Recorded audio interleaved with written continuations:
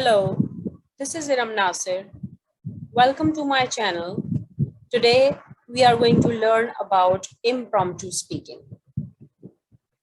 An impromptu speech is when you are asked to speak in public without prior notice. It can be one of the most terrifying speech you will ever do. Standing up in front of a crowd and having to speak for a few minutes without preparation is daunting, even for the most seasoned speakers. It's not likely to happen often. However, when it does, you don't want to be caught completely off guard. Here are a few things to bear in mind if you are asked to speak at a short notice. An impromptu speech is given with little or no time for preparation, yet almost always with some advanced knowledge on the topic. This is sometimes referred to as off the cuff or spur of the moment. For example, in a class, a teacher may ask a student to give a short impromptu speech about a topic that was in the assigned readings. Business meetings may also start with everyone talking briefly about what they have done recently on the project. And in some small informal meetings, the audience will interrupt an impromptu speech and ask questions, which helps guide the speech and the information that is presented. When campaigning, politicians sometimes respond to reporters or voters almost anywhere at any time. Comedians are well known for their impromptu replies to hecklers, which are sometimes planned, but usually made up on the spot. Now we are going to discuss about the tips to deliver impromptu speech. If you are about to make an impromptu speech and have a few minutes to prepare, following these tips might help. Make some quick notes. The first thing you should do when asked to speak is to grab a pen and a piece of paper or a napkin if it is available on the table, whatever you can find to write on. Jot down a few initial ideas or even just a few words that you can expand upon during your speech. If you don't write anything else, make sure you have written down your starting and ending sentences, as these are the most important ones. Smile, breathe, and go slowly. Hurrying up is not a good option. Anxiety of stage could increase with you hastening up with the situation and you will look like a bunch of nerves. Reframe your conversation. Asking questions from the audience also helps. You can decide on your tone as well. Make sure to take time for preparation for the speech. Understand the quote or the topic that is given for the speech.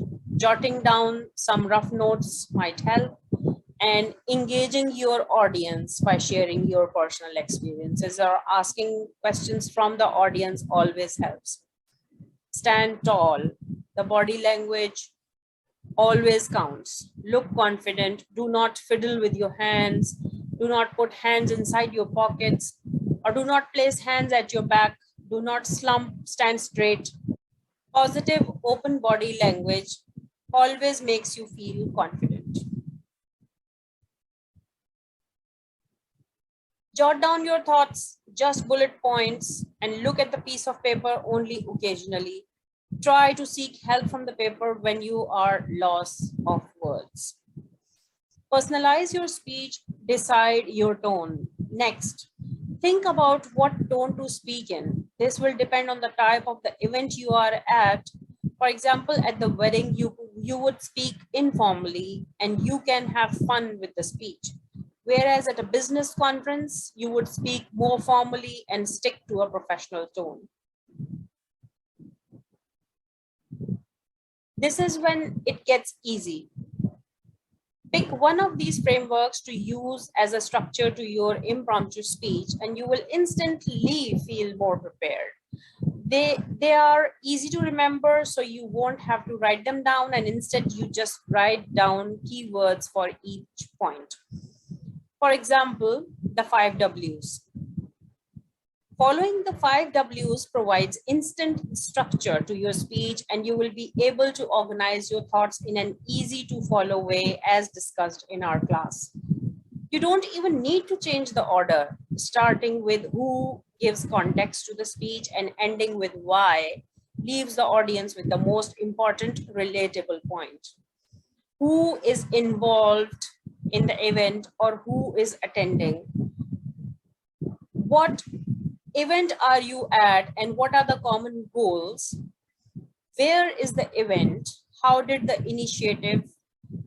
event revolves around around start? When is the timing of the event important? What does the future hold? Why is everyone there? Why are you there? So these questions matter a lot. So keeping these 5 Ws will instantly help you to elaborate the points when you are invited for an impromptu speech. For example, if you're talking about a fundraising event, you could say who started the charity, what the goals are, where it is heading, and when the event is happening, and why it is important. So coming to the diplomatic framework, for this impromptu speech, start by talking about the advantages and disadvantages of the subject topic, then end with a conclusion. This will make your speech informative and enable you to talk for a longer period of time than the 5 Ws. It's important to not be afraid of silence when using this framework. Given that there is less room for creativity, you may find you need to pause to think about what you are going to say next. While you think, you could walk up and down the stage slightly as if you are letting your last point settle. Ask if there are any questions or ask for a glass of water. These techniques all buy you more time if your mind goes blank and save you and your audience from feeling awkward about a prolonged silence. Then comes the storytelling. Storytelling is a very, very powerful method of speaking and is an easy way of connecting with the audience. When having to speak, when you aren't prepared, start off small, then medium, and end large. Basically, talk about the event from an individual perspective, then a group or national perspective, and end with a very bigger picture. For example, if you are asked to give a speech at a wedding, you could talk about when you met the couple and your experiences with them. That is the small initiative. What their relationship and marriage means to the rest of the wedding guests. That will take you and your audience to the medium point and end with the future of their relationship and their family legacy. Practice impromptu speeches. By their nature, are hard to practice for. You don't know what the topic will be or the type of audience you will be facing. However, if you are going to prepare for it, you are going to see that you will be finding yourself more confident. How to harness your anxiety. Now we are coming to the point where we are going to discuss about anxiety. Think of anxiety as a signal. You don't have to like the experience of anxiety to use it effectively. It's designed to be uncomfortable, so you pay attention and do what you need to make it stop. Much like a baby's cry, anxiety lets you know there is an issue that needs addressing, such as you try to figure out why the baby is in distress and resolve it. You must work to determine what your anxiety is trying to tell you. Once you determine that and start executing solutions, you will notice that the anxiety begins to dissipate. Anxiety has long been one of the most feared enemies in our emotional canon. We fear its arrival, feel helpless sometimes, and trapped under its spell, and grant it power to overtake us in new, exciting, and challenging situations. But what if we have been going about it all wrong? Research shares with us that 85% of the people feels anxious in high stakes speaking situations. Audience can create a situation even when everyone can be nervous. And research also shows that anxiety can actually be a pathway to our best selves. A range of new neuroscience along with ideas from ancient philosophy, early social scientists, and positive psychology have all pointed in this direction. To be sure, severe anxiety can be debilitating, but for many people who experience it at more moderate levels, it can be helpful as well. If we are open enough to embrace and reframe it and use it as the part of our learning. Anxiety has all sorts of carry-on effects, like not being noticed, missing an opportunity, or being seen as aloof on your communication. So after discussing all these points, we must act to manage our anxiety so we can accomplish our communication goals. No, I use that word manage very, very carefully. I don't think we can ever truly overcome our anxiety, nor would we want to. Anxiety is actually helpful. It gives us energy, it helps us focus, it tells us what we are doing is important, but we must manage it so it doesn't manage us. And it's not just to help us view more confident, it helps our audiences as well. How do you feel when you see a nervous speaker communicating? Some of you might like to watch people suffer, but most of us don't. Most of us feel very uncomfortable and awkward. In fact, I call this second-hand anxiety. So we need to manage our anxiety, not just to help ourselves as communicators, but help our audience to get the message. Before I introduce you some techniques that could help us manage our anxiety, I think we need to spend a few moments understanding where this anxiety is coming from. I believe it's hardwired in us. It's based on the evolution.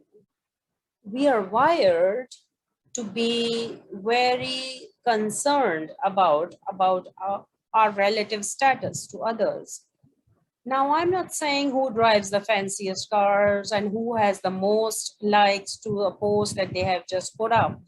I'm talking about the status that existed when our species were first of all evolving and we were hanging out in groups of about 150 people. Your relative status there meant everything. It meant access to resources, food, shelter, reproduction. It was absolutely critical that you had status within that group. It was a matter of life and death. So this constant surveillance and understanding of our status is something that we carry forward to this day. Yet we can manage it. But we have to take a two-pronged approach. We have to first address the symptoms as well as the sources. The symptoms have to do with what goes on in our bodies, physiological attributes, and what goes on in our mind psychologically. And sources are things that actually makes our anxiety worse. So let's get started.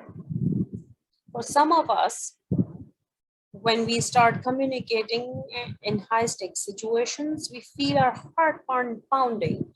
Maybe we get a little shaky. Maybe we perspire or blush. We can manage these symptoms.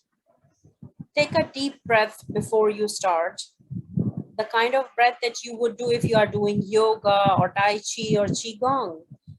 That will calm you down. If you are shaking, gesture broadly. Big, broad gestures, they can really help that adrenaline go somewhere. Most nervous people make themselves small and tight and they hold the hands and shake. If you perspire or blush, hold something cold in the palm of your hand. It will cool you down. Much like putting a cold compress on your forehead or the back of your neck if you have a fever, holding something cold reduces your core body temperature, reduces the perspiration, reduces the blushing. You have all experienced this in reverse. You know, on a cold day, have you ever held a cup of coffee, hot coffee that has warmed you up? We're just doing it in the opposite way. There are things that you can do to manage the physiological symptoms that you have around anxiety. But what about the cognitive symptoms, the cognitive attributes? The thing that makes people really nervous cognitively is their own anxiety. It works something like this. You're sitting in a meeting and your turn is about to come. And as you are sitting there, you start getting a little shaky. You might have some beads of perspiration on your brow. You must be thinking that, oh my goodness, this is really important. I should have prepared for it beforehand. Why my colleague is not coming? And it really sucks. That's your anxiety, making you more nervous. There is a way that you can short circuit this. Instead of running away from your anxiety, greet your anxiety. Say to yourself, this is me feeling nervous. It makes sense that I'm nervous. I'm about to do something of consequence and importance. And by giving yourself permission to feel anxious, you actually give yourself the sense of agency. You can take a breath, walk around the building. This will help you feel composed rather than as if your anxiety is spiraling out of the control. We can do things that manage our physiological and psychological symptoms. But we also have to address the things that make our anxiety worse, the resources. The number one fear that I hear from people is that I'm afraid I'm going to forget. I'm going to blank out. A great way to manage this is to have a map. You can get lost if you have a map. A map is nothing more in communication than a plan, a structure, a design. There are many structures and design that can help you in your communication. And your communication skills depend upon your own mapping and the topic that you are getting. So everything you have ever wanted is sitting on the other side of the fear. So keep practicing and never feel that you cannot achieve anything. Thank you for watching, and we will meet again with another topic. Till then, take care.